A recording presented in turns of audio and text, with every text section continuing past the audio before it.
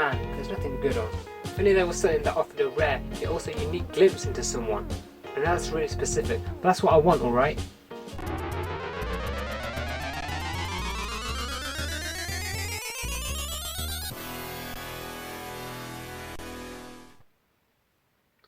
Huh.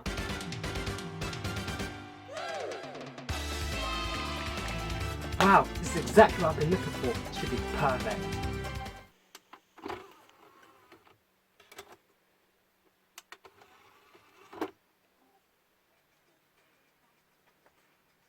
Where's the thriller music?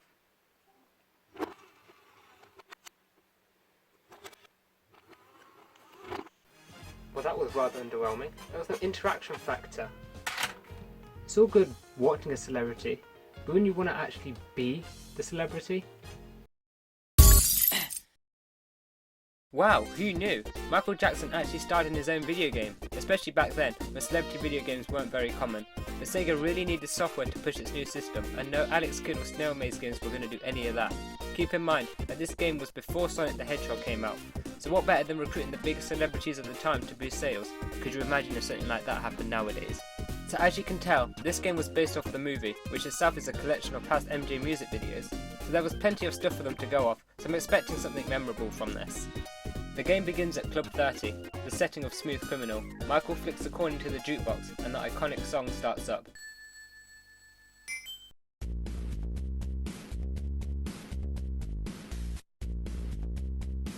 These 16-bit renditions are probably the best element of the game. These songs are still recognisable and catchy. The gameplay itself is a side-scroller with enemies you have to fight, fairly standard for the time.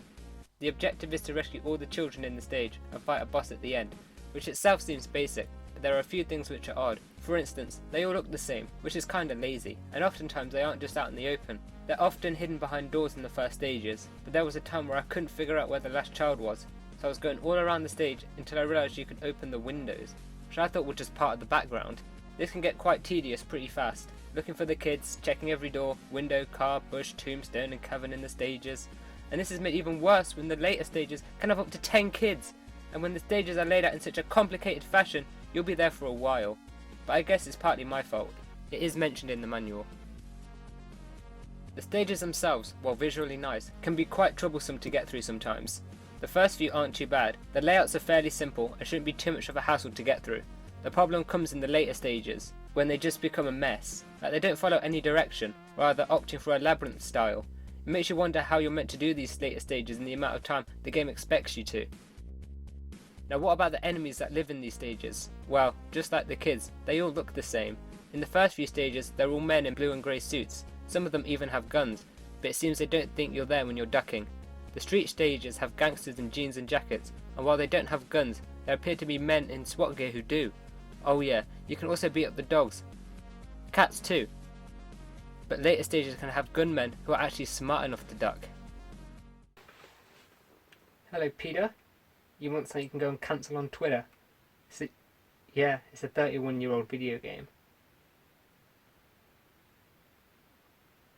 What do you mean it's not relevant anymore so it doesn't count? But all of them are wimps compared to the zombies. Not only do they take multiple hits to kill, but they jump like they're on the moon or something, and they always manage to get a hit on you. And there's so many of them, and the zombies at the end of stage 3 too. Just forget about it. They act like they can't die, aside from using an attack that's almost impossible to avoid, so good luck on that stage.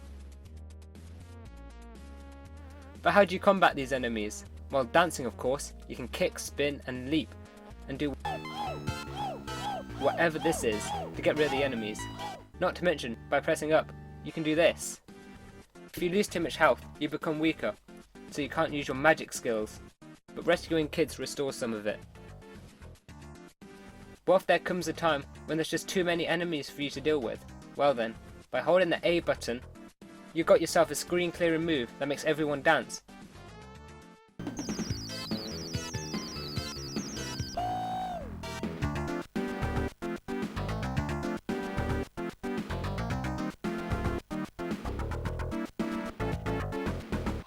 When used at the proper moment, it can save you a lot of time. But what's this? Where's all the health gone? Yep, you lose half your health, at least if you do it. There are places where using it is very wasteful. Once you've rescued all the children, your health gets put back to full and the enemies all disappear, which is kind of boring, so there's nothing for you to do. Then Michael's chimpanzee companion Bubbles comes along and points you towards the boss, but it can be confusing since he often points straight up and down, and pressing down makes you duck and up makes you... So once you reach the boss, some guy comes out, proclaims you'll never catch him, leaves, and you have to kill waves of enemies that come in. It's not too difficult most of the time, it's usually the same enemy types. When you have the same zombies on you, they will get a hit on you eventually. Oh, and every time you do, you have to walk back to the boss again, which means you have to walk through the whole stage with no enemies, so you're just walking and walking. You is that a Michael Jackson game? Yes, so? I love Michael Jackson. You know we go way back? Oh, really? You! Watch! I want to love you. PYT! Pretty you think you need some loving, TLC! tender love and care. And I'll take you there. Ooh, yes I will.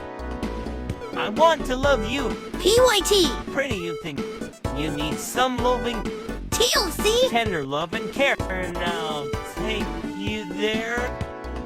Ooh, Pretty young thing! there. Pretty young thing! What the heck was that? Come on, you have to admit that was impressive. I don't know. I'm just gonna cut you off now. No, you can't do that. Now I can't talk about this game without mentioning the shooting star. Now on the rare occasion a shooting star appears, if you manage to touch it, you get this.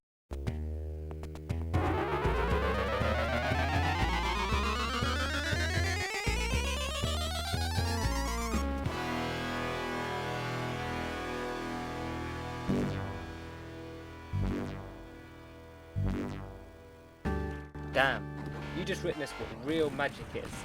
This robot Jackson can scatter bombs all over the place, shoot lasers, and he's invincible. Now you don't have to worry about those zombies ganging up on you, but you can't rescue the kids anymore. This is by far the most fun part of the game. That is, until it wears off and you go back to spinning bushes open again.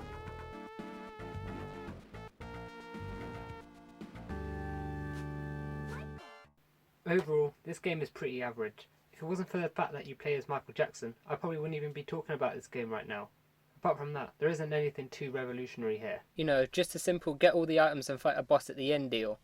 Still, there is something that has been bothering me. The game is called Michael Jackson's Moonwalker, and I haven't seen any moonwalking. Oh, that's better.